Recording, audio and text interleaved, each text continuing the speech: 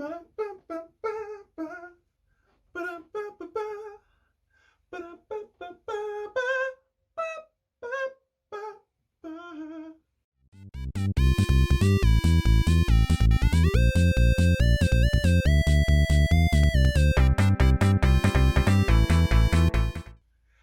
you doing? Welcome to Bear's Den. My name is codename BIGBEAR, or sure, if you want to call me by my first name. Today we're going to be talking about a game that, well, shouldn't really exist. It was made up for TV. But before we do that, I'm going to do my usual thing, guys. Hey guys, don't forget to like, share and subscribe. All the links are down below. Check out our website. We have over 500 videos on YouTube as well. It really helps us out. If you've watched more than one of our videos this week, click the bell. Subscribe to us and you'll get more shows of us as well, because clearly you obviously like us. Anyway, back to the usual programming. So, what the heck am I talking about? Well, you may have figured out, if you've seen Community, what it is I'm talking about a little bit just during the intro there, as well, during the cold open. But I'm going to be playing Return to Castle Hawkthorne. This is a game that exists in the series Community, I believe in series 4, I want to say 4. It's definitely series 4. But anyway, this game exists because so you're gonna need some context, babe. So before you even play this game or have a look, there will be a link for it in below as well. I would highly suggest watching Community. It should be on Netflix at the moment. It's a fantastic series where it's an ensemble cast, including the likes of John McHale, Chevy Chase, Donald Glover, Danny Pudi, Oscar winner Jim Rash, who is the Dean in the series as well, and there's just tons of other faces and cameos you'll see throughout as well. It's written by Dan Harmon, who wrote Rick and Morty, and, well, you can probably just go from there, really, can't you? But this particular game comes from a particular episode. Now, Pierce's character, so Chevy Chase's character, his father died. His father was not a nice chap at all. He was actually a racist and a horrible human being that looked like Uncle Sanders with some ivory hair, like literal ivory, made from ivory hairpiece. And well, he was not very nice to Pierce at all. He thought Pierce was a failure and a disappointing son. To be fair, he's probably right in that sense. But he basically, but when Pierce was a child, he always wanted to play video games. He wanted to invest in video games. And his dad, Cornelius Hawthorne, thought that was a ridiculous idea and he should stick to making moist towelettes. I got a pocket full of Hawthorne. So, what did Cornelius do in that case? So basically, he put, with his wealth and fortune, he put a clause in his will that Pierce must complete a video game to well, to get his fortune. So this whole episode is making fun of Cornelius' stereotypical views on the world. And the game kind of reflects that as well. You may see, so basically one of the first enemies you come across are drug-addled hippies. Sorry anybody who considers themselves hippie, but yeah, it's one of those. Later on, you'll be fighting what's known as jive turkeys. These are turkeys and skates. And you have to go and get the white crystal of courage from the Black Forest or something like that. The subject matter is not the best, but this whole game was made and crafted with love for the series of Community, and that's obvious with the music that's in the game, the amount of characters you can play as, and the fact that it even kind of follows the story of what was in the series itself. Now, Cornelius wasn't a nice chap, as I said, and this game kind of proves that. But the fact that you defeat him, he is the ultimate bad guy in this game as well, just kind of redeems that fact a little bit there. Codename BIGBEAR in the morning. Now, I mentioned a few characters here and there, so you actually have a huge roster of characters to play as in this game, ranging from the main 6, which is Jeff, Annie, Shirley, Pierce, Troy, and Abed. You can also play as the Dean, you can play as the Vice Dean, which is the John Goodman character, you can play as Chang, which annoyingly, I'm so annoyed, before I did this video, I actually had a bobblehead of Senor Chang dressed up as a matador, and he fell and the neck broke, and I can't fix it. Currently he's downstairs trying to be repaired. And I love that little statuette, but it's broken now. But you can also play as characters such as Garrett, you can play as Fat Neil, just a whole list of characters you can play as, and I'll put it on the screen for you. But not only that, not only can you play as those characters, you can play as different versions of those characters. So for instance, Jeff, you can play as Thraxus, when he's like, kneel before Thraxus. If you've seen the show, you'll understand. You can also have Troy and Abed sewn together. Honestly, it's so stupid. It's so stupid. He plays those characters anyway. And a whole different host of versions. Basically, you've seen the series. Anything that those characters wear or look up or pretend to be as, you can even be their D&D characters as well. It's all in there.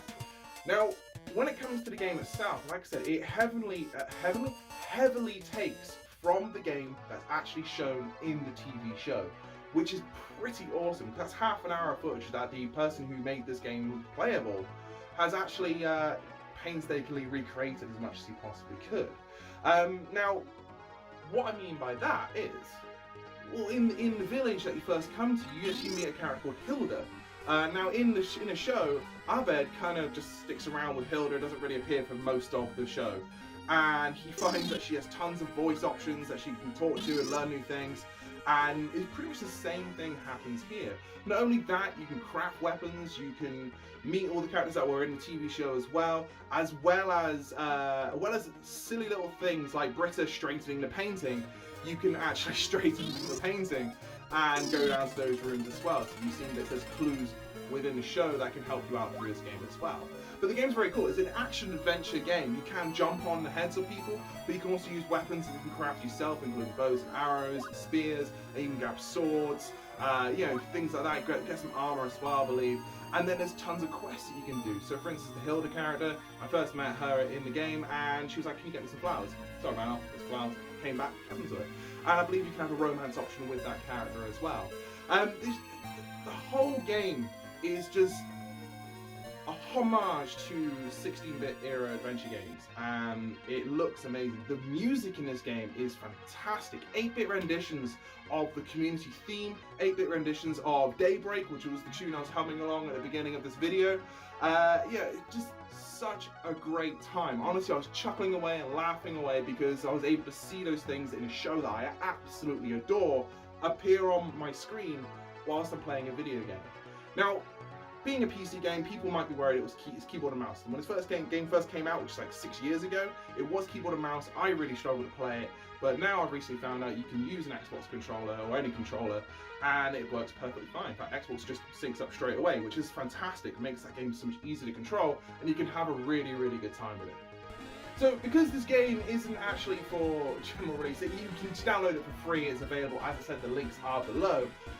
Because this game isn't like general release, not on consoles or anything like that, I'm not actually going to rate it because technically it's not a real game, even though it absolutely is a real game. I'm not going to give it a score or anything. I'm just going to say I recommend playing it, but only play this game if you've watched Community, and I mean Community up to that episode at least. You can go beyond because there is some things that are beyond as well, and it's definitely worth looking into anyway. It's a really fun, really charming little game with just some stupid stuff going on in it. The fact it's got RPG elements and adventure style elements to it is just an added bonus. It says it has it in the TV show. Turns out you're actually getting it anyway throughout the game as well. It's just really cool. The amount of characters, the amount of versions of those characters you can have is truly mind-blowing. And again, those 8-bit renditions of that music, yes, absolutely love it. Now, a quick thing about Community again is that's a series I love so much. There are 6 seasons, still no movie. Still no movie, guys. And I really want there to be a movie so badly, I really do. But what I think they should do for the movie, is get the entire cast back, obviously, especially with the recent read-throughs that's been going on with the main cast. Get the original cast back, including Chevy Chase, but have him as more of a cameo piece. What I want that to happen is Troy comes back from, spoilers for the series, by the way. Troy comes back after inheriting all of Pierce's money, after he's gone missing on this boat, kind of thing. He comes back and he's like, oh, I've come back to Greendale, or at least the area where they live. And the whole team gets back. We'll say like it's a reunion episode. It's one long reunion episode. but City College are trying to take over somehow. And that's when we finally get to see the big spider City College thing that City College has been planning, and that finally turns up. But then the clincher right there is that Pierce is controlling it. He's been working with City College the entire time. And there you go, guys. That's 6 seasons and our movie. Obviously, you know, our guys will triumph, Pierce will lose, and he'll just go away and pretend to die, or probably fake a heart attack as he normally does. You know, something stupid like that may happen, but it's actually never going to happen because Dan Harmon and most of the cast fell out with Chevy Chase, probably rightfully so, to be honest. Which is a massive shame because I love Chevy Chase, but he's not exactly a nice bloke.